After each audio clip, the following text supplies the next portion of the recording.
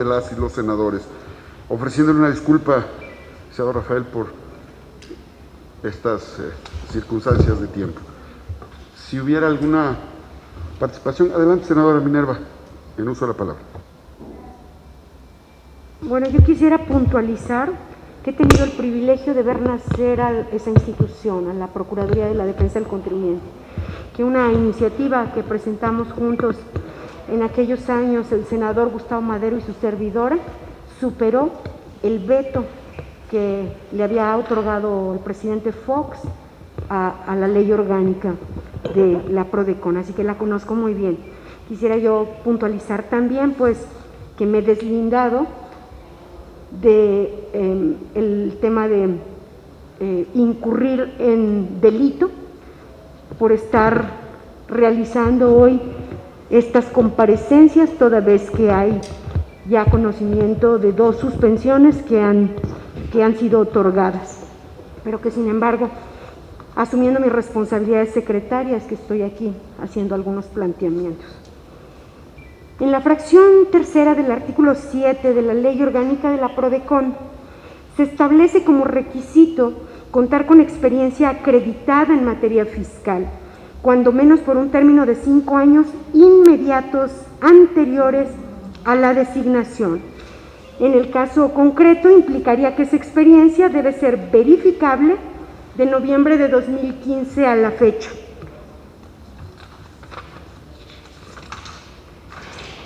Y en el caso suyo, don Rafael Chong Flores, no se cumple este requisito de experiencia acreditada en materia fiscal, porque de mayo de 2019 a la fecha es el Coordinador General Jurídico y Consultivo de la Comisión Federal para la Protección contra Riesgos Sanitarios, la COFEPRIS, y de allí su trabajo anterior fue de marzo de 2002 a enero de 2007, por lo que cualquiera que haya sido su encomienda, es claro que no está dentro de los 5 años inmediatos anteriores. Además, resulta grave que no haya proporcionado registro alguno sobre su actividad profesional o laboral desempeñada durante 12 años. De 2007 a 2019 hay un vacío en su trayectoria profesional. Por lo que corresponde al requisito de la fracción sexta del artículo 7 de la Ley Orgánica de la PRODECON, relativo a ser de reconocida competencia profesional y honorabilidad, ninguno lo cumple, ni usted ni los otros comparecientes, en tanto que no se menciona que haya reconocimiento alguno por parte de asociación de profesionistas o institución educativa con relación a su competencia profesional, y mucho menos en la materia tributaria. Toda vez que en los requisitos enunciados por el artículo 7 de la Ley Orgánica de la PRODECON, el legislador utilizó la conjunción copulativa y entre la penúltima y la última fracción. Ello implica que deben acreditarse todos y cada uno de los requisitos y que la simple ausencia de uno de ellos invalida la idoneidad del candidato y lo vuelve ineligible. Habiendo puntualizado esto, yo quiero hacerle 3 planteamientos. ¿Cuáles son sus propuestas para alcanzar los objetivos que la OCDE ha marcado en cuanto a la relación de cooperación que debe haber entre contribuyentes y la administración tributaria? ¿Cómo es que puede rescatarse la relación fisco-contribuyente para iniciar el cumplimiento voluntario? ¿Cuál es su opinión respecto al procedimiento de los acuerdos conclusivos? ¿Qué ventajas y desventajas advierte del mismo? ¿Considera adecuado que se señale como beneficio la recaudación que se obtiene derivado del mismo?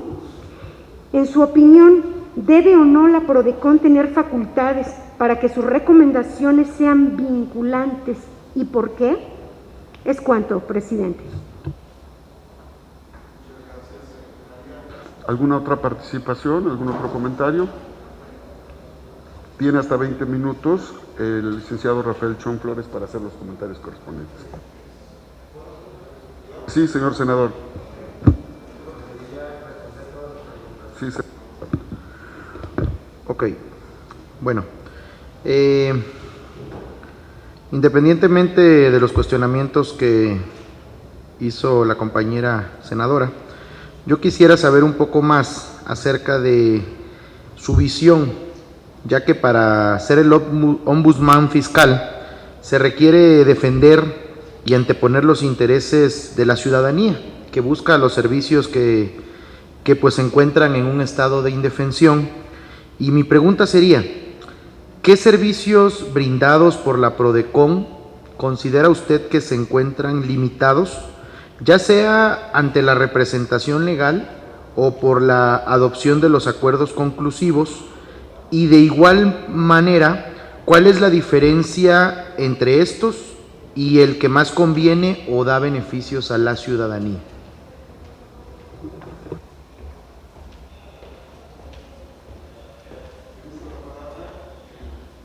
Rafael Chong Flores, por favor, hasta 20 minutos.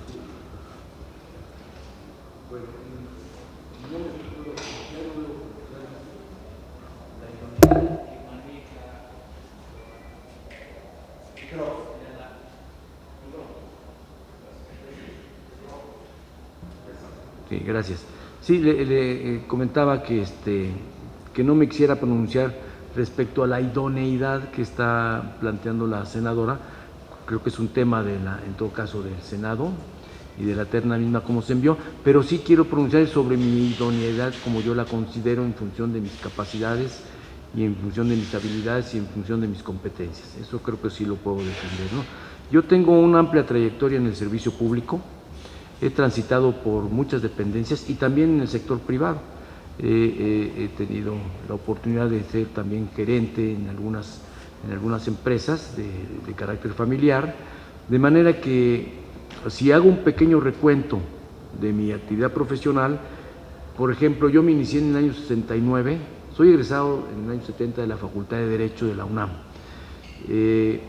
Yo me inicio en mis labores profesionales en el año 69 en la entonces Dirección General de Gobernación del entonces Departamento del Distrito Federal. No había delegaciones, por ejemplo, en aquellos años, y empecé una carrera profesional como abogado, como debe empezar todo abogado desde abajo. También fui litigante en varios despachos de abogados. Esa formación básica que debe tener un abogado lo va conduciendo a tener una expertise o un conocimiento tácito respecto a lo que va a ser su profesión.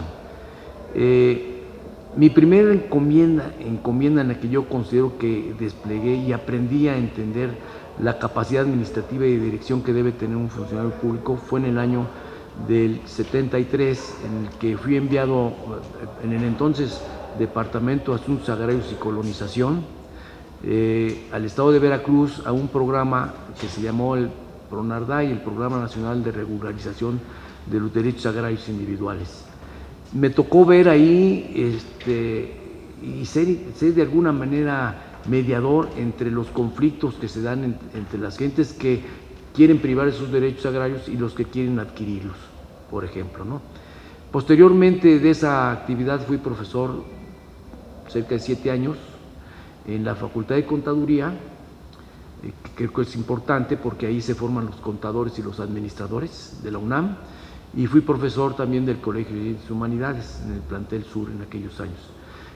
También la experiencia docente me llevó a dar clases sobre derecho administrativo y, por supuesto, básicamente enfocado a la materia fiscal, porque es la materia de los contadores, entre otras cosas que a ellos les interesa, ¿no? Trato de resaltar en mi experiencia jurídica y laboral cómo es que creo que sí tengo la experiencia fiscal suficiente para cumplir los fines de ser el procurador de la defensa del contribuyente. Posteriormente a eso, también fui defensor de derechos humanos. Estuve, y esto es importante para las funciones de mediación, me parece a mí, estuve como abogado, como director jurídico de la Comisión Mexicana de Defensa y Promoción de los Derechos Humanos, que presidía la maestra Mariqueda Acosta. Ahí hubo casos relevantes de derechos humanos.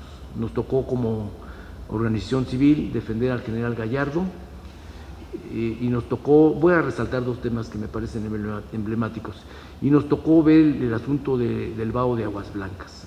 ¿Por qué creo que tienen que ver también con el tema? Pues porque nos convertimos en defensores de víctimas, y yo creo que en buen grado los contribuyentes también tienen esa característica en muchos casos. Cuando se inicia un acto de comprobación, de verdad que sufren los contribuyentes, o sufrimos los contribuyentes, si fuera el caso, ante un acto de autoridad que puede ser lesivo, abusivo, etcétera, etcétera. En el caso del general Gallardo, creo que es un caso que muchos de ustedes conocen, él sufrió la persecución judicial del Estado mexicano en aquellos años, que lo mantuvieron en prisión más de 15 años, seguramente. Y a pesar de que él ganaba cada uno de los 21 juicios que le imputaron, le volvían a hacer uno nuevo cada que él ganaba un juicio. De tal manera que cuando la Comisión Interamericana de Derechos Humanos resolvió el caso a instancias de mi comisión, a instancias de la maestra Mariclera Costa, a la cual yo acompañé, debo decirlo, ella es la gran campeona para mí de los derechos humanos, el juez que proyectó la resolución del asunto lo que estableció básicamente fue que el Ministerio Público, en funciones con sus atribuciones legítimas, estaba haciendo un desvío de poder. Yo creo que eso es lo que sufren las víctimas, desvíos de poder muchas veces. En el caso de Aguas Blancas, mi organización también en aquellos años excitó a que la Suprema Corte de Justicia conociera, con una facultad que tenía entonces la Corte en el artículo 97 de la Constitución General de la República, a que hiciera una investigación sobre las graves violaciones sistemáticas que hubo en el caso concreto de Aguas Blancas. Nuevamente yo vi ahí a las víctimas de un acto del Estado, porque fue el Estado por lo menos el Estado de Guerrero el que produjo esa masacre, ¿no? Pienso yo que además tengo experiencia en la mediación, porque pues he sido abogado y en materia laboral cuando defendemos un trabajador buscamos una mediación con el patrón para que pueda lograrse un buen resultado. Posteriormente tuve una experiencia, creo yo que sólida, de cerca de más de 6 años en la Tesorería del Distrito Federal, porque fui el coordinador de control de gestión de la tesorería.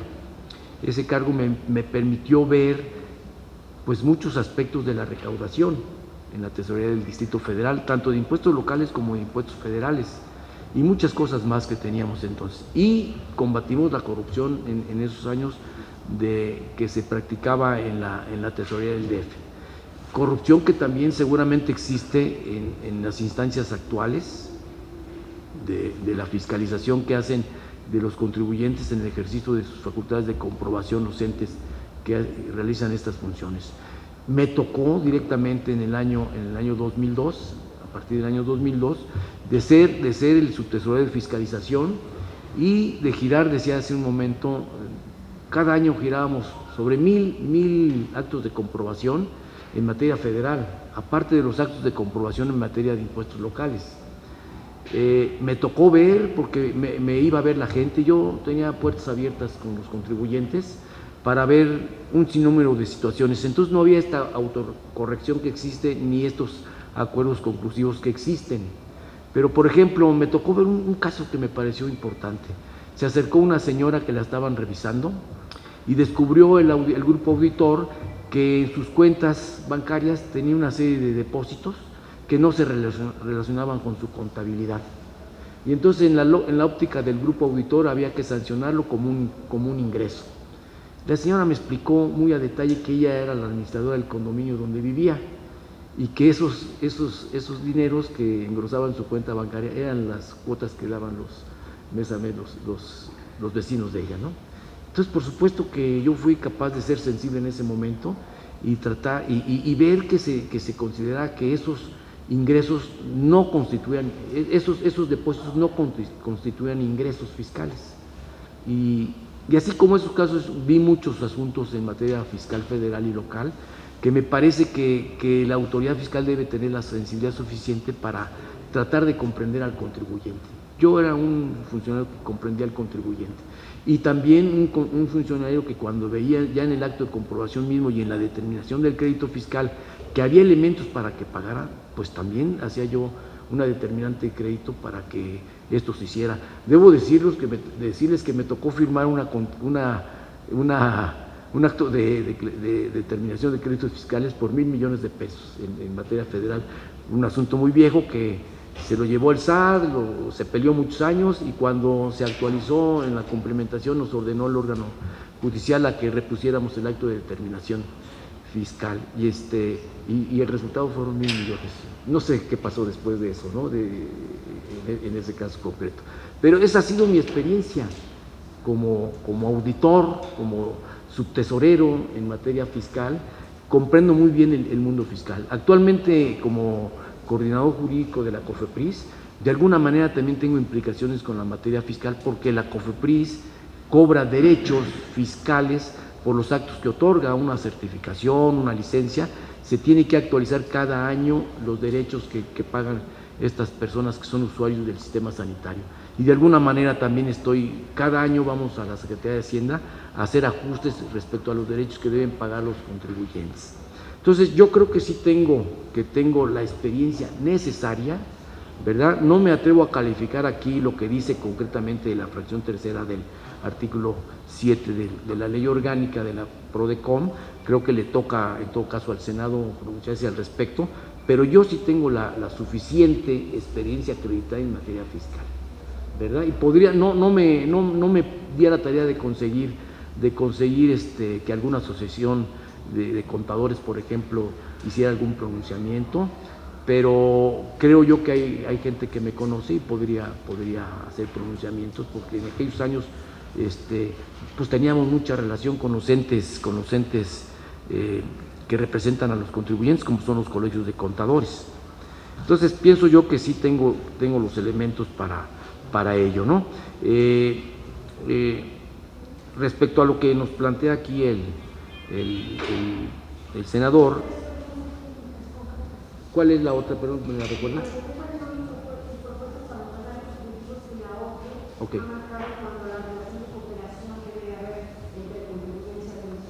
Ok.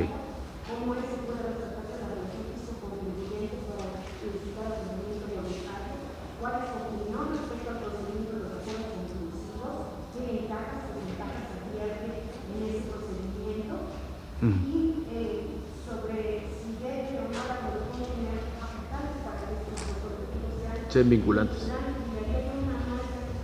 Sí.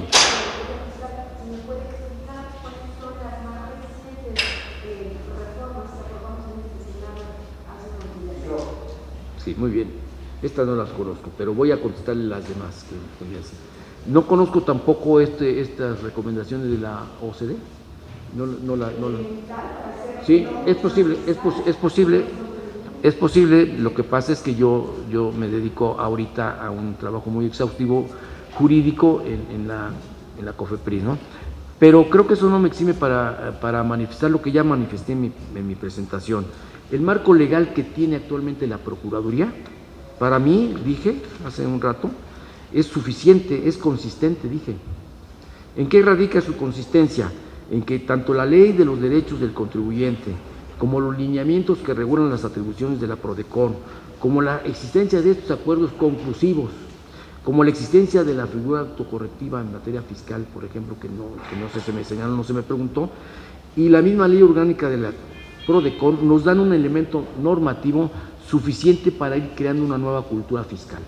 Por supuesto que creo que tanto la autocorrección como el acuerdo conclusivo son un mecanismo idóneo para que el contribuyente vaya adquiriendo también conciencia de la obligación que tiene de pagar impuestos. Y por supuesto también la intermediación de la PRODECON en esos casos es el vehículo necesario para que la autoridad acepte también que este acuerdo conclusivo puede ser benéfico para el fisco. Que se pierde la recepción de multas, bienvenido, la multa es un castigo, finalmente. Lo que nos interesa es que se cree la cultura fiscal.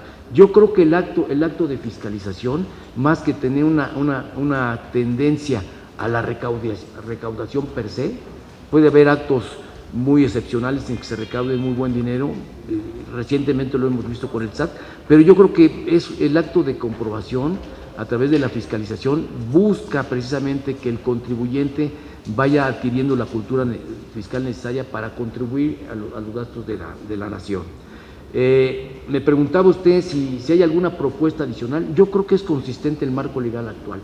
Usted me dijo que participó en los años del presidente Fox, así creo haberle entendido, ¿no?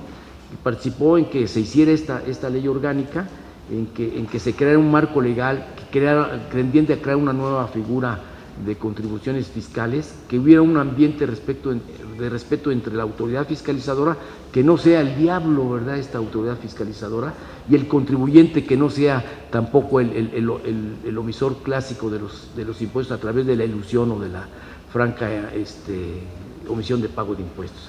Creo que el marco legal tal y como está establecido es suficiente para mí. Creo que con ello se puede hacer un buen trabajo. Creo que se ha hecho un buen trabajo. La Prodecon creo yo que ha hecho un buen trabajo. Y no recuerdo con toda franqueza que recientemente aprobó el Senado en torno a este tipo de materias. ¿Alguna otra? ¿No le es suficiente mi respuesta, senador? No, absolutamente no. Gracias. Bueno, pero abordé los temas que me dio, ¿no? Muy bien, no hay... Y respecto a lo que me pregunta el senador, me pregunta sobre la visión que tengo para defender al contribuyente y cuál es la conveniencia de los acuerdos conclusivos, básicamente, ¿no? Eso me pregunta, señor senador. Yo creo que la defensa del contribuyente es necesaria, impostergable. Repito, el marco legal en el que actúa la Prodecon es muy bueno, es suficiente, nos da elementos para que podamos defender a través, en muchos momentos, de la simple orientación fiscal al contribuyente, para que vaya adquiriendo el conocimiento de la cultura fiscal. Porque es casi un deporte nacional en México no pagar impuestos, ¿no? Y la Prodecon puede incidir mucho con los contribuyentes que acuden a pedir sus servicios a que vaya cobrando esa conciencia de pago de impuestos, que se van a convertir en esa medida contribuciones, que lo vayan entendiendo como una contribución y no como el pago de un impuesto. En otros momentos, cuando se está desarrollando el acto de comprobación fiscal, yo creo que es muy útil la actividad de la Prodecon, porque puede decirle al IMSS, al ISSSTE, al FOBISSSTE, a la Subtesorería de Fiscalización de alguna entidad, al propio SAT, que en el procedimiento que se está desarrollando de comprobación está habiendo algún tipo de abuso en contra del contribuyente, y de ahí la recomendación. Cuidado, tú debes de aplicar bien la ley que te rige para que puedas ayudar al contribuyente con justicia, porque finalmente el acto de comprobación es un acto de justicia fiscal, porque el erario también es una víctima del no pago de los contribuyentes, ¿no? Pero igual el contribuyente se convierte en una víctima cuando la autoridad fiscalizadora abusa de sus funciones y los asusta, muchas veces con fines aviesos en torno a la corrupción, ¿no? Entonces yo pienso que sí es muy necesaria, qué bueno que apareció esta Procuraduría, me parece sustancial para la defensa del contribuyente y para la creación de un ambiente fiscal sano en el país, ¿no? Ahora, por lo que toca al acuerdo conclusivo, pues es muy bueno, porque finalmente en el acto de comprobación, si se logra que se haga justicia realmente cuál es el elemento de la base gravable, me parece excelente, que no abuse la autoridad tampoco. Yo puse un ejemplo en el que algunos de mis auditores abusaban de sus facultades para tratar de incrementar la recaudación. Debo decirlo que en aquellos años, no sé cómo está ahorita, porque hay muchos temas que se me han ido, ¿verdad?, de la materia fiscal, porque me he dedicado a otras cosas, pero en aquellos años en la tesorería del DF, los grupos auditores tenían derecho a una participación en las multas. El grupo auditor llevaba una parte directa y el total de los trabajadores de la subtesorería que no hacían la plantilla de auditores tenían un beneficio indirecto de la recaudación de las multas. Se les iba a estas gentes que trabajaban en el tema. No sé si existe esto todavía. Eso era un aliciente, pero también era un aliciente para hacer más gordas las contribuciones debidas, aparentemente, porque iban a recibir un porcentaje en las multas, ¿no? Qué bueno que el acuerdo conclusivo, que la autocorrección, por lo menos hasta el 20% en algunos casos, provoca que no se paguen las multas, ¿verdad? Porque se está generando una nueva cultura fiscal. Creo que he respondido a sus preguntas, senador. Muchas gracias, Rafael Chong Flores. Nos da mucho gusto que haya participado en esta comparecencia. Te deseamos el mejor de los éxitos y desde luego en el ejercicio del derecho que tienes como ciudadano y como mexicano te recibimos con mucho respeto, con mucha atención, como lo tenemos que hacer con todas y con todos los participantes. Te agradecemos tu presencia y estaremos atentos contigo a las resoluciones que tome esta asamblea integrada por los miembros de la Comisión de Hacienda. Muchas gracias por tu presencia. Vamos a dar continuidad al procedimiento de convocatorias. Qué gusto. Gracias, senador. Convocando a la licenciada Marta Patricia Jiménez Oropeza para que pase a este espacio y le demos la bienvenida correspondiente.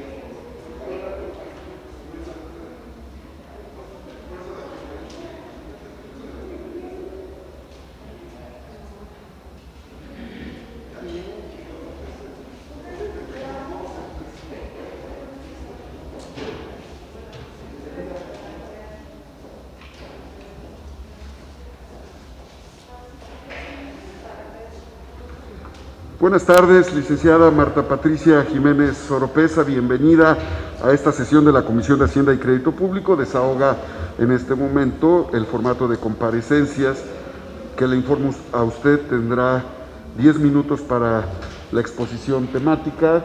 Posteriormente habrá preguntas y respuestas de las y los senadores que deseen así hacerlo y posteriormente tendrá otros minutos más para dar respuesta a las preguntas que corresponden. En virtud de ello, voy a comentar a esta asamblea que la maestra Marta Patricia Jiménez Oropeza es maestra tiene maestría en auditoría por parte de la UNAM Villahermosa, tiene maestría en administración por parte de la Universidad Juárez Autónoma de Tabasco, tiene licenciatura en administración por parte del Instituto Tecnológico de Villahermosa, ha sido coordinadora administrativo de la Dirección General del Centro Nacional de Inteligencia, ha sido directora general adjunta de Administración y Finanzas de la Banca de Desarrollo de Nacional Financiera y del Banco Nacional de Comercio Exterior, ha sido senadora por el Estado de Tabasco de marzo a agosto del 2012, ha sido integrante de las comisiones de Recursos Hidráulicos de Hacienda y Crédito Público, de Relaciones Exteriores de Europa y secretaria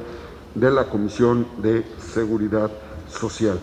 En el uso de la palabra, la maestra Marta Patricia Jiménez Oropeza. Hasta por 10 minutos. Bienvenida, maestra. Buenas tardes, senadora Armenta Mier, presidente de la Comisión de Hacienda y Crédito Público del Senado de la República, del H. Congreso de la Unión, senadores integrantes de la citada comisión. Comparezco ante ustedes con motivo de la propuesta de distinción que hiciera el presidente de la República al proponerme como aspirante para ser electa titular de la Procuraduría de la Defensa del Contribuyente, por lo que me permito exponer algunas consideraciones respecto a la vida institucional de este órgano descentralizado, sus atribuciones, sus objetivos y su actuación que desempeña a favor de la cultura contributiva, así como algunas líneas de acción que realizaría para el caso de ser nombrada defensora de los contribuyentes. La Procuraduría de la Defensa del Contribuyente tiene sus antecedentes en la reforma fiscal del 2004 con la adición del artículo 18b del Código Fiscal de la Federación para establecer que la protección y defensa de los derechos de los contribuyentes estaría a cargo de una Procuraduría. El 23 de junio del 2005 se publicó la Ley Federal de los Derechos del Contribuyente, lo que significó un gran avance en la defensa de todos los ciudadanos, que incluye los derechos y garantías básicas de los contribuyentes y regula además las bases mínimas que deben existir en las relaciones de estos con las autoridades fiscales. Se establecen medidas de cumplimiento y regularización de la situación fiscal de los contribuyentes, así como derechos procedimentales con la finalidad de incrementar el padrón de contribuyentes y de que existe una relación entre las autoridades y los pagadores de impuestos. En septiembre del 2006 se publicó la Ley Orgánica de la PRODECON, en el que se decidió que la Procuraduría fuera un organismo público descentralizado, no sectorizado, con autonomía técnica, funcional y de gestión. Estas características le han permitido ejercer sus atribuciones y dictar sus resoluciones y recomendaciones con autonomía, sin temor a represalias. De hecho, tiene la atribución de aprobar su propio estatuto y presupuesto a través de su órgano de gobierno y ejercerlo directamente una vez aprobado. La existencia de la PRODECON es fundamental en las relaciones de las autoridades fiscales con los contribuyentes, ya que por una parte observa la actuación de las autoridades y recomienda mejores prácticas y por otra orienta, asesora y acompaña de manera completa, imparcial y gratuita a los ciudadanos. Pero lo más importante de la Procuraduría son sus atribuciones que el Congreso de la Unión le otorgó para la eficaz protección de los derechos y garantía de los contribuyentes. En cuanto a sus atribuciones, debo decir que son 3 las atribuciones sustantivas. La primera es la de actuar como un verdadero ombudsman al investigar los actos o omisiones de las autoridades fiscales con motivo de las quejas y reclamaciones recibidas y de emitir recomendaciones públicas no vinculatorias cuando se acredite la actuación ilegal y persistan en la violación. La segunda consiste en que actúa como un organismo que oriente y asesora y asume en su caso la representación legal de los contribuyentes hasta lograr la nulidad de actos que se consideran afectan derechos.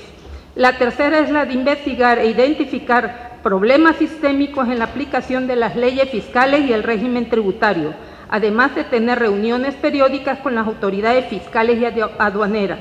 En ambos casos, para proponerles medidas correctivas y advertirles de prácticas indebidas para una mejor relación autoridad y contribuyente.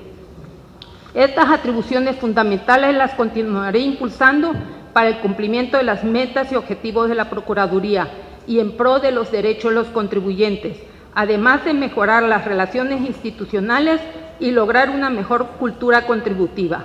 La cultura contributiva, de igual forma, garantizaré la comunicación constante con las autoridades fiscales y aduaneras y con los grupos de contribuyentes a fin de continuar generando una actuación de respeto y equidad para con los contribuyentes, así como auxiliarlo acerca de sus derechos y medios de defensa de que disponen, pero también de sus obligaciones. Lo anterior para garantizar que se cumpla con uno de los principios rectores del Plan Nacional de Desarrollo 2019-2024, al margen de la ley nada, por encima de la ley nadie. Considero trascendental para el logro de los objetivos de la PRODECON continuar con el fomento de una cultura contributiva para la cual habré de realizar campañas de comunicación y difusión respecto de las atribuciones y límites de las autoridades fiscales federales, así como de los derechos, garantías y obligaciones de los contribuyentes, con la finalidad de que estos cumplan voluntariamente dentro del marco legal. La cultura contributiva incluye modificar la conducta de las autoridades mediante una actuación ética y moral en el manejo de los recursos con los que cuenta para otorgar un servicio con calidad y atendiendo el principio de especialidad y profesionalismo. La exigencia anterior a las autoridades fiscales sería un despropósito si al interior de la PRODECON no hacemos lo correspondiente, razón por la que fortaleceré la capacitación continua y la concientización de la calidad y calidez en el servicio al contribuyente, garantizando con ello el cumplimiento al segundo principio rector del Plan Nacional de Desarrollo, honradez y honestidad.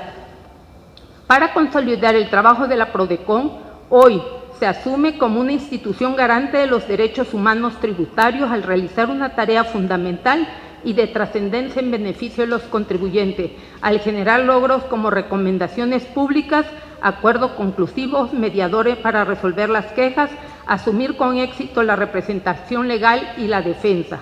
En caso de recibir la confianza de ustedes y de resultar nombrada titular de la PRODECON, habré de consolidarla como una de las instituciones más fuertes en la defensa y protección de los derechos de los contribuyentes, para lo cual promoveré que todos sus servidores públicos realicen los actos que sean necesarios conforme a la normatividad aplicable y dotar de certidumbre jurídica a estos, a fin de que no sean vulnerados, encontrando la mejor solución en los conflictos con el fisco, aplicando los principios de probidad, honradez y profesionalismo, los cuales gobiernan en la materia, y consolidar la confianza que ha adquirido la PRODECON en materia de defensa de los derechos fiscales.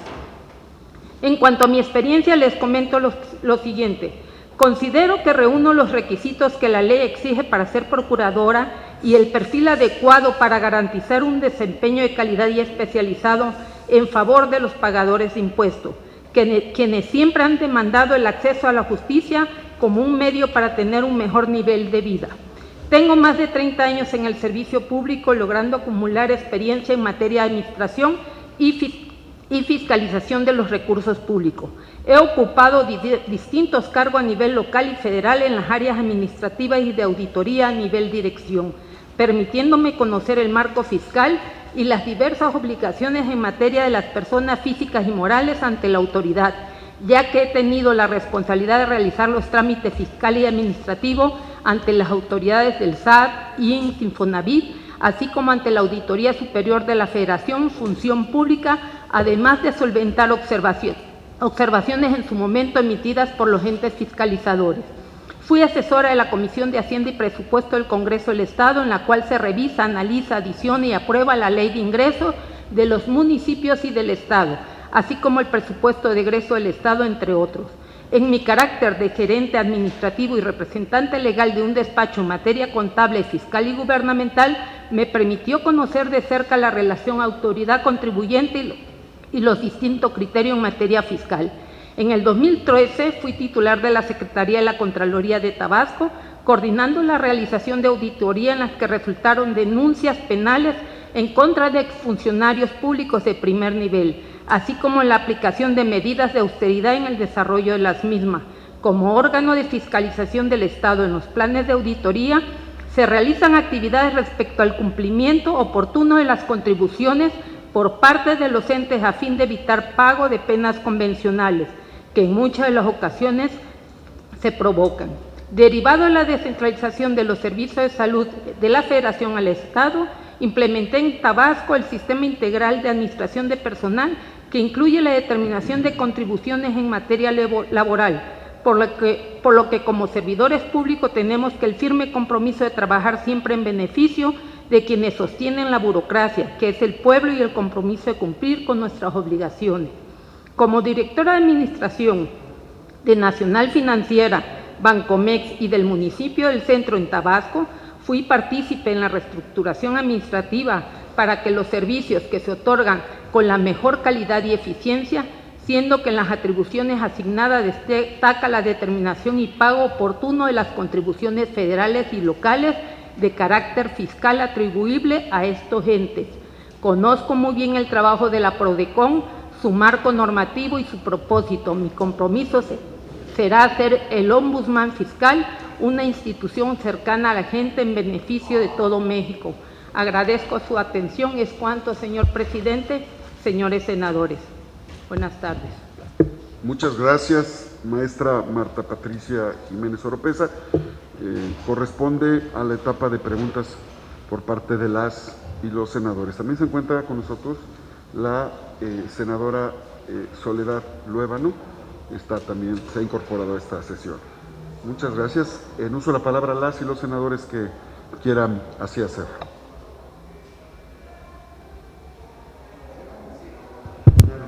Gracias, senador presidente. Bienvenida, Marta Patricia. De conformidad con la fracción segunda del artículo 7 de la Ley Orgánica de la PRODECON, uno de los requisitos para la designación es la de poseer título y cédula profesional de licenciado en Derecho o en alguna carrera afín a la materia tributaria. La segunda sala de la Suprema Corte de Justicia ha dicho que por materia fiscal se entiende lo relativo a la determinación, liquidación, pago, devolución, exención, prescripción o control de créditos fiscales, así como las sanciones, llámese infracciones y delitos, que se impongan con motivo del incumplimiento de las leyes tributarias. Personalmente añadiría que la materia tributaria también involucra los principios y compromisos adquiridos en materia internacional, así como los procesos de litigio en materia contenciosa administrativa como en sede constitucional. En su caso, Marta Patricia, ese requisito no se cumple al ser licenciada en Administración de Empresas y tener una maestría en Administración y la otra en Auditoría. De la revisión del plan de estudios a la maestría en Auditoría impartida por la UNAM, que entiendo es el programa que usted cursó, se advierte que de las 12 asignaturas obligatorias, solamente 2, Finanzas Públicas y Normas Internacionales de Información Financiera, tendrían mayor relación con la materia tributaria. Además de las 25 asignaturas optativas, solamente 2, auditoría de impuestos y dictamen fiscal y la de informes regulatorios del IMSS e impuestos locales se relaciona con la materia tributaria. En su caso, de la revisión de su trayectoria profesional, se advierte que a partir de 2019 es coordinadora administrativa de la Dirección General del Centro Nacional de Inteligencia de la Secretaría de Seguridad y Protección Ciudadana, que de febrero a junio de 2019 fue directora general adjunta de Administración y Finanzas en Banca de Desarrollo Nacional Financiera y Banco Nacional de Comercio Exterior, que de 2017 a 2018 fue asesora del presidente municipal de Centro Tabasco, que de junio a octubre de 2016 fue directora de Administración en el ayuntamiento de ese mismo municipio y que de 2014 a 2015 se desempeñó como directora general adjunta en la Oficialía Mayor de la Secretaría de Desarrollo Social del Gobierno Federal. En resumen, no tiene experiencia acreditada en la materia fiscal.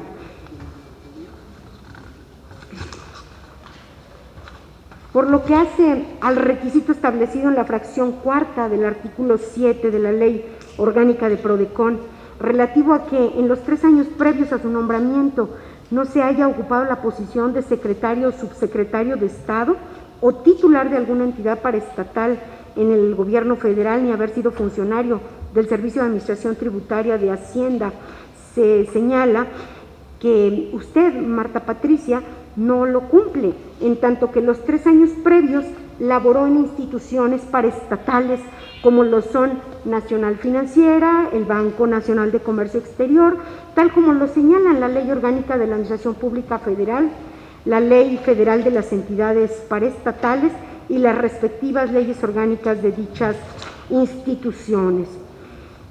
Toda vez que en los requisitos enunciados por el artículo 7 de la Ley Orgánica de la Prodecon, el legislador utilizó la conjunción copulativa y entre la penúltima y la última fracción, esto implica que deben acreditarse todos y cada uno de los requisitos y que la simple ausencia de uno de ellos invalida la idoneidad del candidato y lo vuelve inelegible.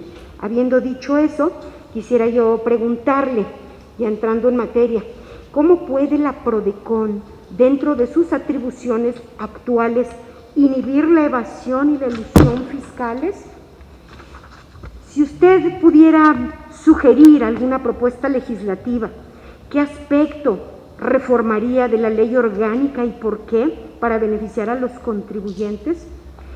Considerando el desarrollo y actuación de la Prodecon desde su creación hasta la fecha, ¿considera usted que sus facultades han sido efectivas y eficaces para ayudar a los contribuyentes y por qué?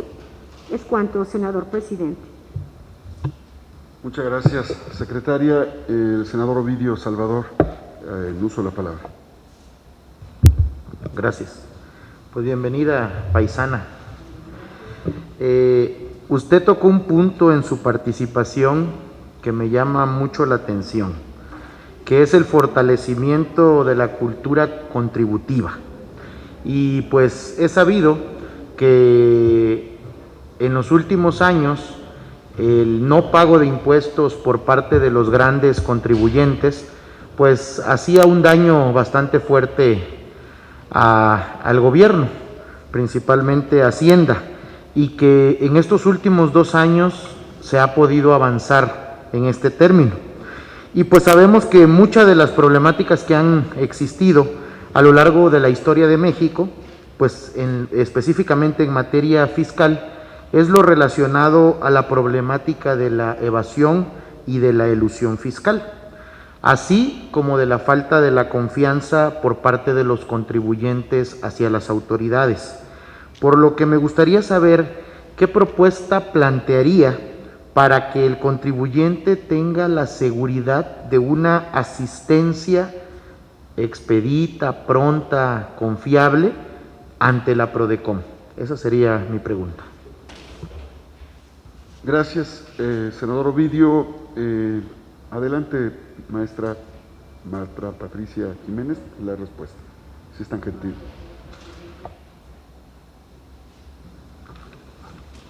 Senadora Minerva.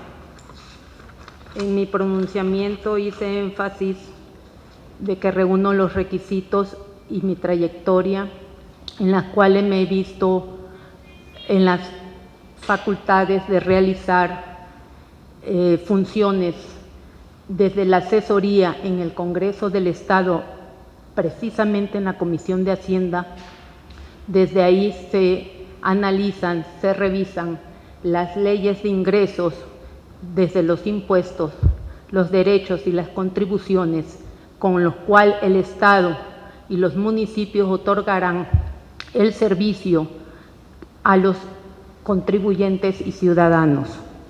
En las demás áreas donde he participado laboralmente, también he cumplido con el compromiso de estar involucradas en materias fiscales, tanto de impuestos sobre la renta como el pago preciso por la prestación de servicios médicos, ya sea al INSS, al Infonavit o al ISSSTE o al FOBISSSTE. Por lo tanto, considero que reúno los requisitos, y con relación a la fracción 4, yo nunca he sido titular de una dependencia que esté sectorizada a Hacienda o al SAT. He estado en un nivel más abajo, pero no como titular. Por lo tanto, considero que ese requisito también lo cubro.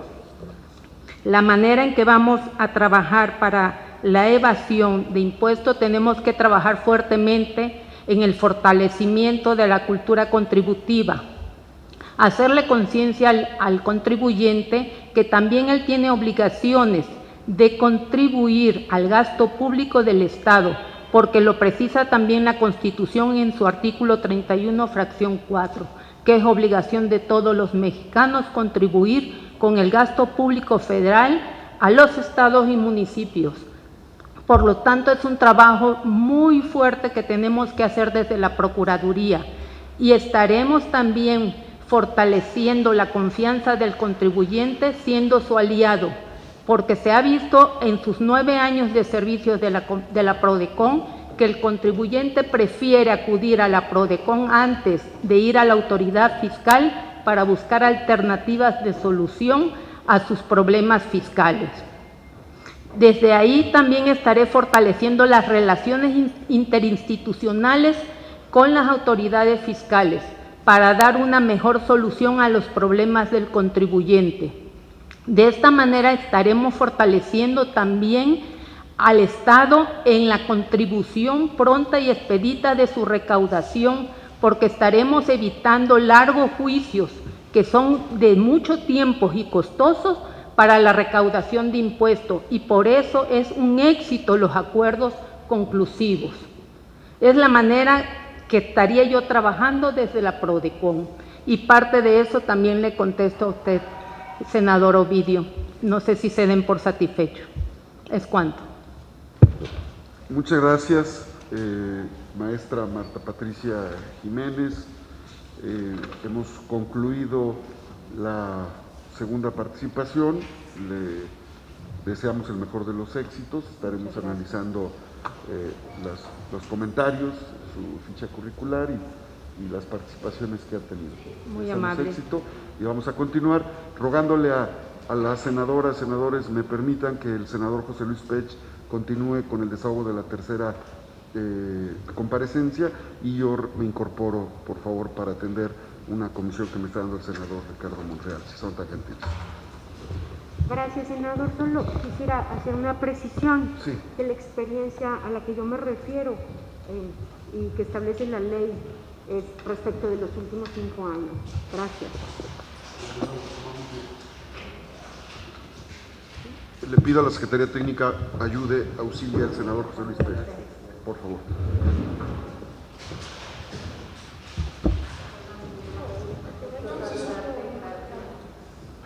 Maestra, qué mucho, estamos para servirle. La ficha curricular. La ficha curricular ya la pasada.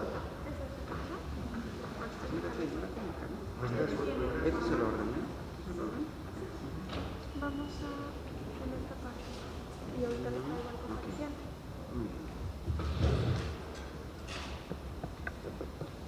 Muy buenas tardes.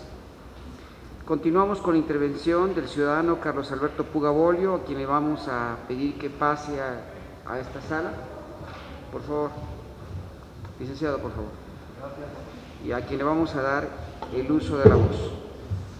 Muchas gracias. Licenciado, dispone usted de un tiempo de 10 minutos para hacer su presentación y posteriormente pasaremos a las preguntas que harán las senadoras y senadores presentes. Bien. Muchas gracias. Entonces, tome usted su tiempo. Gracias.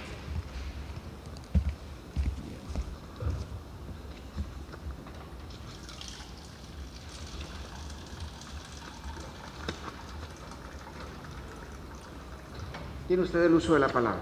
Muchas gracias. Muy buenos días,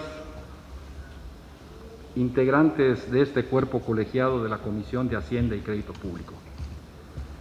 Mi nombre, Carlos Alberto Puga Bolio. Agradezco su anfitrionía en este recinto legislativo. En mi primera comparecencia, en razón de haber sido incluido en la primera terna enviada por el Presidente de la República a este poder, y turnado a la tercera Comisión de Hacienda y Crédito Público, Agricultura, Fomento, Comunicación y Obras Públicas, en el segundo receso del segundo año de ejercicio de la 64ª legislatura, comenté, y no puedo dejar de comentar, que nací en un pueblito llamado Izamal, en el estado de Yucatán. Allí estudié mi primaria, secundaria y preparatoria. Era un ambiente absolutamente provinciano y modesto, pero eso sí, lleno de fortísimos y sólidos valores morales. Y así, con un ideal como el de cualquier joven, monté en mi Rocinante con rumbo a Mérida en pos de la carrera de leyes. Como cualquier muchacho mexicano lleno de ilusiones, a la par de estar estudiando, trabajé en periodos diferentes en 2 despachos jurídicos a cuyos titulares guardo gratitud imperecedera. Al graduarme, empecé a laborar en la administración pública, 2 años en Villahermosa, 10 años en el gobierno de la Ciudad de México y 19 años en la Federación, 31 años ininterrumpidos en el servicio público. Hoy busco ante ustedes la titularidad de la Prodecon y en aquella primera comparecencia expuse mi visión sobre el trabajo a realizar en esa Procuraduría. Hoy lo reitero. Buscamos coadyuvar con los frescos vientos de un gobierno transformador, con austeridad republicana, de respeto a la dignidad de los pagadores y sus derechos humanos, castigar la corrupción y que la autoridad no actúe a su arbitrio, sino con sujeción al marco normativo que regulan sus facultades y atribuciones. Implementar estrategias a través de estudios y análisis jurídicos para defender en buena lid los derechos de los contribuyentes ante las autoridades fiscales que se definen ahora en el artículo 2, fracción primera del Estatuto Orgánico vigente. Estructuraríamos argumentos para exponer conclusiones o recomendaciones motivadas y fundadas en derecho, llegar a soluciones rápidas y justas entre los actores de una controversia fiscal. También impulsaríamos la cultura contributiva, donde los mexicanos y extranjeros que estén obligados a contribuir lo hagan, y fomentar una relación transparente, justa, entre las autoridades fiscales y los pagadores. El impulso de esa cultura contributiva favorecería una actuación de legalidad, respeto, equidad y transparencia respecto de las quejas o reclamaciones interpuestas por los contribuyentes y, en su caso, proponer las recomendaciones correspondientes a la autoridad fiscal que competa. Eso sí, el contribuyente debe pagar en tiempo y forma lo que en derecho corresponde. En el impulso de la cultura contributiva se informaría más a detalle y oportunamente a los pagadores el derecho que tienen a la asesoría y a la consulta, a la representación legal y a su defensa, el acceso al procedimiento de quejas y reclamaciones.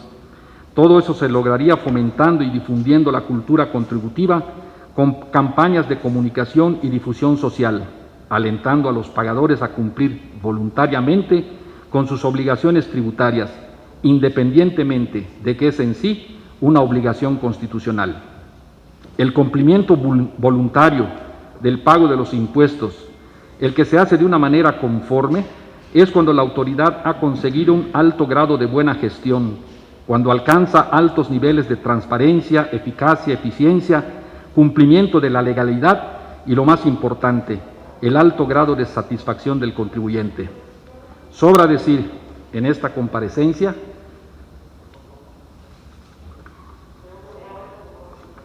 que es designar a una persona para ocupar el cargo de procurador de la defensa del contribuyente, que posea conocimientos y habilidades para obtener resultados en la tarea concreta que la ley otorga.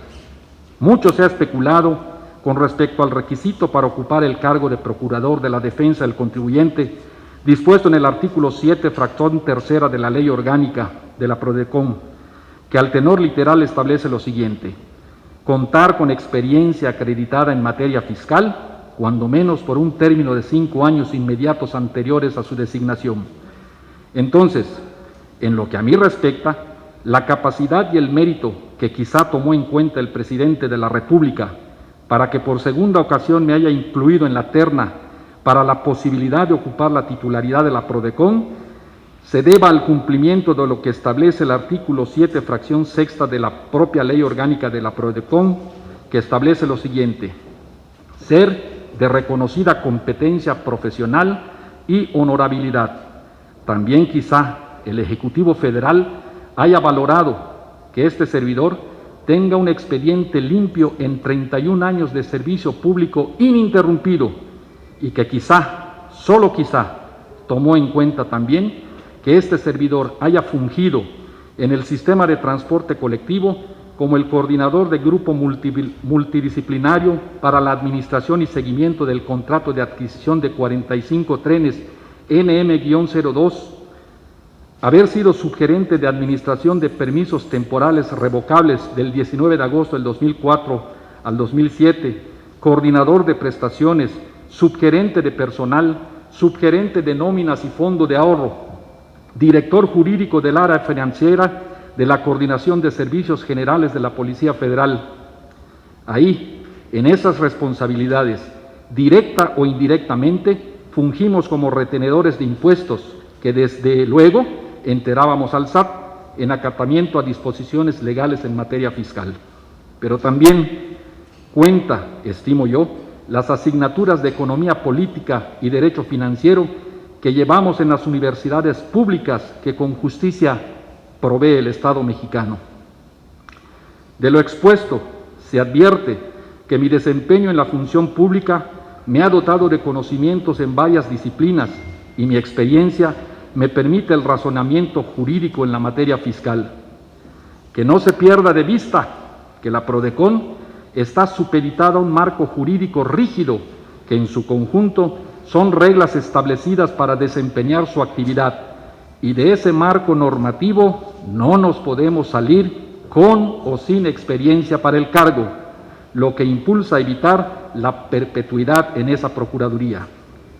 Los funcionarios de PRODECON están, como se dijo anteriormente, supeditados a un marco jurídico y sus actos de autoridad, sus acuerdos, resoluciones o recomendaciones deben de estar objetivamente fundados y motivados con el marco jurídico que lo regula, es decir, la facultad de hacer únicamente lo que tiene permitido.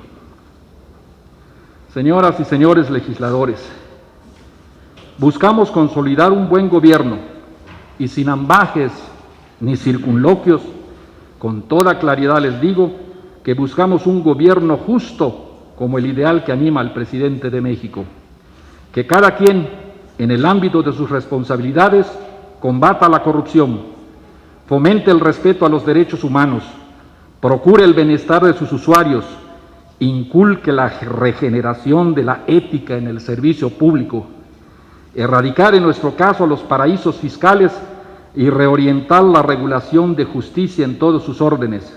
Es así como desde el ámbito de competencia de la PRODECON procuraríamos justicia tributaria, garantizando la defensa de los contribuyentes, ya sea en la arena de los tribunales y el combate jurisdiccional, o evitando su judicialización con acuerdos conclusivos. Honorable Comisión de Hacienda y Crédito Público, es para mí un honor y un alto privilegio estar por segunda ocasión ante esta soberanía. Muchas gracias. Muchísimas gracias. Hemos escuchado la intervención del licenciado Carlos Alberto Puga Bolio. Continuamos con las preguntas de las senadoras y los senadores. Pido a la senadora secretaria lleve el registro de oradores. Adelante. Con mucho gusto. ¿Quién desea hacer uso de la voz? El senador Ovidio y su servidora. Gracias, qué gentil. Bueno, muchas gracias. Buenas tardes, don Carlos Alberto Puga. ¿Qué tal? Buenas Bienvenido. tardes. Gracias. Si bien ha tenido diversas encomiendas en la Secretaría de Hacienda y Crédito Público, ninguna ha sido mayor a un año. A partir de enero de 2020 es director del área del Corredor Interoceánico Istmo de Tehuantepec en la Secretaría de Hacienda, es decir, lleva 11 meses. De enero a diciembre de 2019 fue director jurídico de normatividad en la Autoridad Federal para el Desarrollo de las Zonas Económicas Especiales de la Secretaría de Hacienda y Crédito Público. De junio de 2016 a octubre de 2018 estuvo como subcoordinador titular de la Unidad de Mejora a la Imagen Urbana en la Coordinación de Servicios Municipales del Ayuntamiento de Centro Tabasco. De abril a junio de 2016 fue líder coordinador de proyecto en la Delegación Cuauhtémoc de la Ciudad de México. De noviembre de 2015 a marzo de 2016 fungió como enlace A de la Dirección Territorial Santa María Tlaltelolco, también en la Delegación Cuauhtémoc del Gobierno de la Ciudad de México. Nuevamente quisiera yo puntualizar que no tiene experiencia acreditada en materia fiscal verificable de 2015 a la fecha, como lo puntualiza la Ley Orgánica de Prodecon en su artículo 7. Quisiera yo decir también que, bueno, por lo que hace al requisito que establece la fracción cuarta del mismo artículo 7 de la Ley Orgánica de Prodecon, relativo a que en los 3 años previos a su nombramiento no se haya ocupado la posición de secretario o subsecretario de Estado o titular de alguna entidad paraestatal en el gobierno federal, ni haber sido funcionario del Servicio de Administración Tributaria de la Secretaría de Hacienda y Crédito Público, pues entiendo que usted tampoco lo cumple porque ha sido parte de la Secretaría de Hacienda y Crédito Público desde enero de 2019. Dicho eso, quisiera yo hacerle algunos cuestionamientos técnicos. Ante la reforma penal fiscal del 2020, ¿cuál considera que deba ser la labor de Prodecon en materia de asesoría, representación y defensa de los contribuyentes? Por un lado. Por otro, en el marco de los derechos del contribuyente, ¿qué opinión le merecen las medidas legislativas adoptadas para dar cumplimiento a las acciones 5 y 12 del Plan BEPS de la OCDE? Y por otro lado, ¿qué derechos del contribuyente considera usted que deberían ser incorporados en la actual Ley Federal de los Derechos del Contribuyente, toda vez que ha habido un sinnúmero de foros nacionales e internacionales que dejan ver la necesidad de fortalecer los derechos de los contribuyentes e incorporar nuevos a la propia ley de la materia? Es cuanto, senador presidente. Muchísimas gracias, señora secretaria, senadora. ¿Quién más tiene el uso de la palabra? Perdón. Ovidio. Senador Perdón, Ovidio. Adelante, Ovidio. Bueno, pues bienvenido también, licenciado Gracias. Carlos Alberto Puga. El sentido de mi pregunta iría más sobre pues, la contingencia del COVID-19. Sabemos pues todo lo que se tuvo que cambiar o implementar de manera virtual, y pues esto dio pie a que se comenzara a considerar una manera distinta frente a la convencional. ¿De qué manera considera que la Prodecon podría reinventarse a efecto de ser una institución vanguardista y que dé un salto directo a el procedimiento de manera virtual y si tendríamos que hacer algún cambio legislativo o considera que puede adaptarse. Gracias. Bueno. Si no tenemos ninguna otra pregunta, le damos el uso de la palabra al licenciado Carlos Humberto Pugavolio. Perdón. Adelante. Una última y muy sencilla, pero me gustaría saber cuál es su opinión. Actualmente, pues todo ente económico, todo contribuyente está haciendo erogaciones para, me vino a colación a raíz del planteamiento sobre el COVID. Sí. Están comprando gel, están comprando cubrebocas, están haciendo una serie de erogaciones, contratando software para tener contacto a distancia, en fin, pero como son gastos que no se relacionan necesariamente con el giro de cada ente económico, llámese contribuyente, muy seguramente no serán deducibles para efectos fiscales. ¿Qué opinión le merece? Porque hay una iniciativa presentada en ese sentido para darle deducibilidad a todo este tipo de erogaciones, que son bastantes. Primeramente, yo creo que el marco normativo que regula a la Procuraduría de la Defensa del Contribuyente es un marco bien hecho, bien establecido. Esa es mi opinión. Sin embargo, hay algunas cosas que habrían que analizarse y creo que sería otro punto, por ejemplo, el artículo 7 con las fracciones que usted mencionó, senadora. Pero bueno, porque habría que hacer un estudio sistémico al respecto, que creo que no se ha hecho en cuanto a ese artículo. Sin embargo, en el procedimiento de queja o reclamación, que es un procedimiento expedito que puede ejercer cualquier contribuyente, persona física o moral, que estime que han sido vulnerados sus derechos, puede acudir ante la Procuraduría de la Defensa del Contribuyente, ya sea de manera física, de manera telefónica, en la página web de la Procuraduría, a través de un correo electrónico, a efecto de manifestar su inconformidad con algún derecho que estime que haya sido vulnerado por parte de alguna autoridad fiscal, que ahora se define en el artículo 2, fracción primera del nuevo Estatuto Orgánico, que fue publicado el 24 de julio de este año, que habría que también analizarlo muy bien. Entonces, para estos efectos, hay que ver que el procedimiento de queja no es ni un recurso, ni tampoco es un medio de defensa. Es decir, no suspende plazos, obligaciones previstos en las disposiciones aplicables, pero en caso de que proceda, la autoridad fiscal señalada rinde un informe que la PRODECON le solicita y emite una recomendación que en su caso podría dictar las medidas para resarcir los daños que le haya causado algún contribuyente. En caso de que la autoridad no tenga responsabilidad, se emite el acuerdo de no responsabilidad y para resolver el asunto. Pero ¿qué pasa si la autoridad fiscal no acepta la recomendación que la Procuraduría ha emitido? Entonces nosotros tenemos la facultad constitucional prevista en el 102B de nuestra Carta Magna para que ante esta soberanía del Senado, este cuerpo colegiado lo conmine a explicar por qué o no acepta esta recomendación, que no es vinculatoria, pero podría en un momento hacerse, porque nosotros tenemos más bien la Procuraduría, quiero decir, tiene las facultades de poder denunciar, de acuerdo al artículo 5, fracción novena de la propia ley orgánica, cuando estime que hay algún delito. Eso es una de las cosas de la Procuraduría.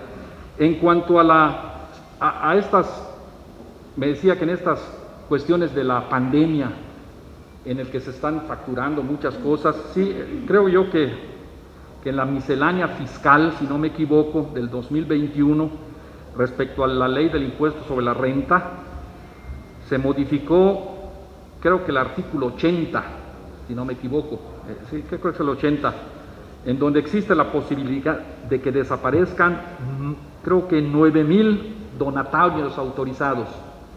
Esos donatarios, dice que si se llega a aprobar esa cuestión, creo que ya fue,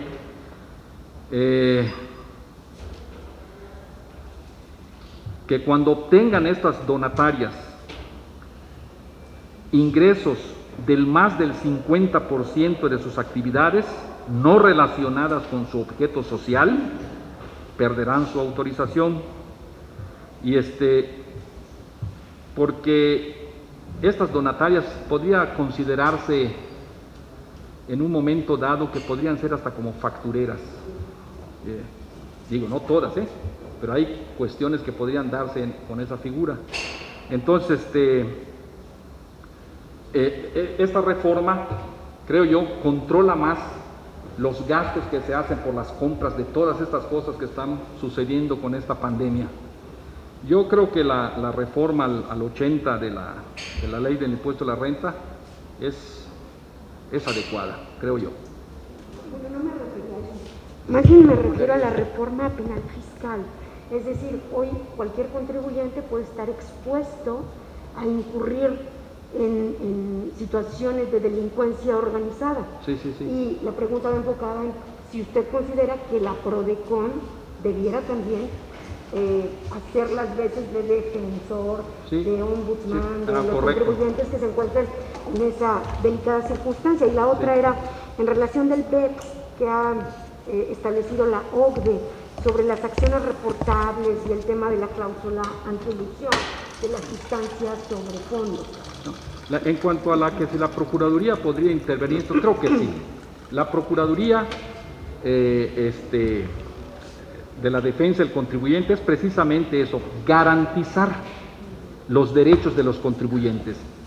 ¿Por qué garantizarlo? En primer lugar, porque es una disposición constitucional prevista en el artículo 1 en su párrafo tercero, que establece que todas las autoridades, todas en el ámbito de su competencia, tienen la obligación de proteger, promover, defender y respetar los derechos humanos.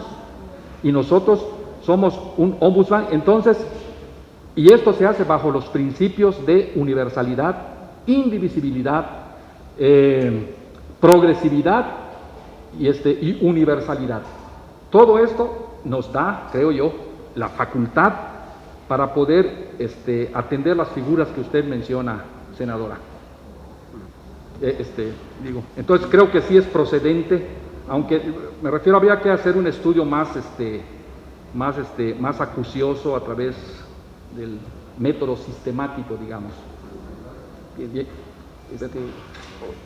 Senador Ovidio, ¿siente satisfecha o le responde directamente? Sí. ¿Cómo no? En cuanto a las medidas para poder llevar a cabo las nuevas tecnologías y atender a los contribuyentes, vámonos primero por partes. Hace poco se emitió un decreto por parte del presidente de la República, que fue el 23 de abril del 2020. Ahí él dictó medidas de austeridad que deben de observar las dependencias y entidades de la Administración Pública Federal. Ese fue un decreto que él publicó. En ese decreto hubo de muchísimas dependencias y entidades reacciones en contra de este decreto. ¿Por qué? Porque el 75% de recorte para gastos de operación tenían que aplicarse a todas estas dependencias. Pero lo que no se decía es que este recorte era para la partida del capítulo 2000 y 3000, es decir, para servicios generales, materiales y suministros.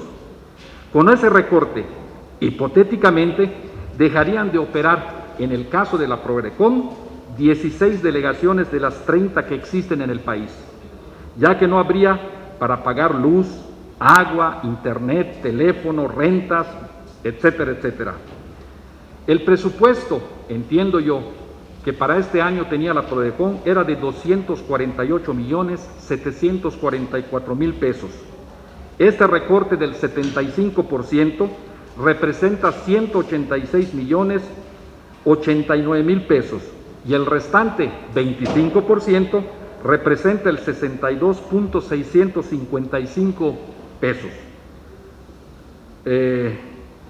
Lo que no se dice es que la partida del capítulo 1000 no se toca, es decir, que todos los trabajadores que están en la PRODECON siguen en la PRODECON.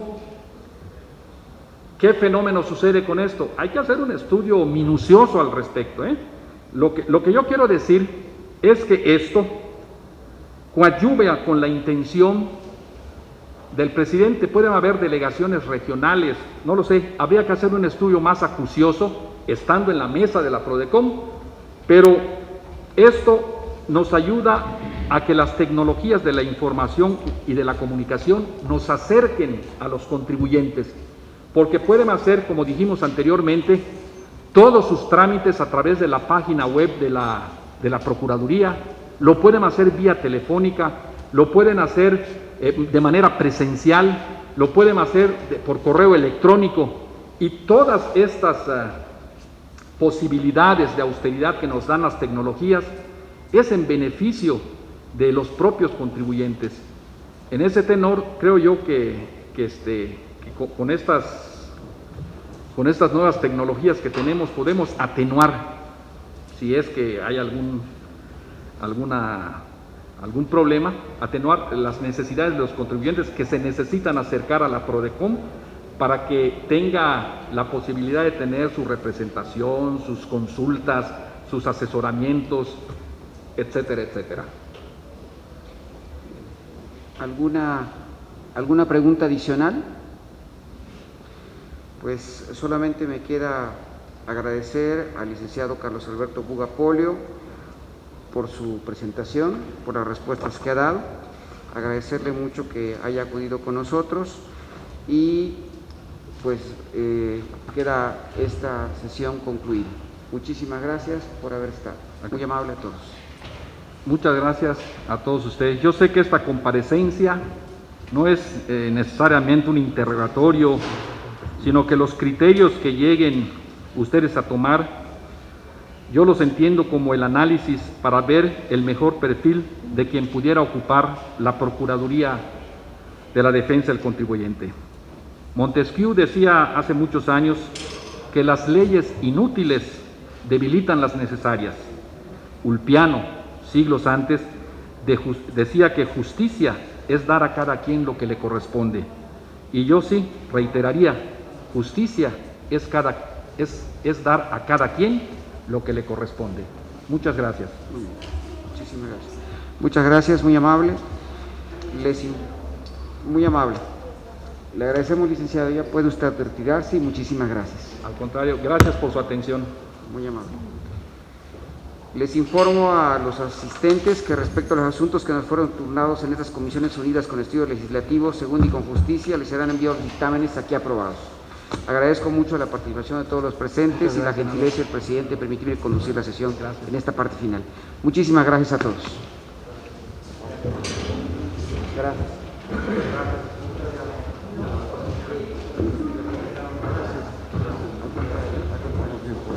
¿Este es tuyo? No, es tuyo. ¿Perdón?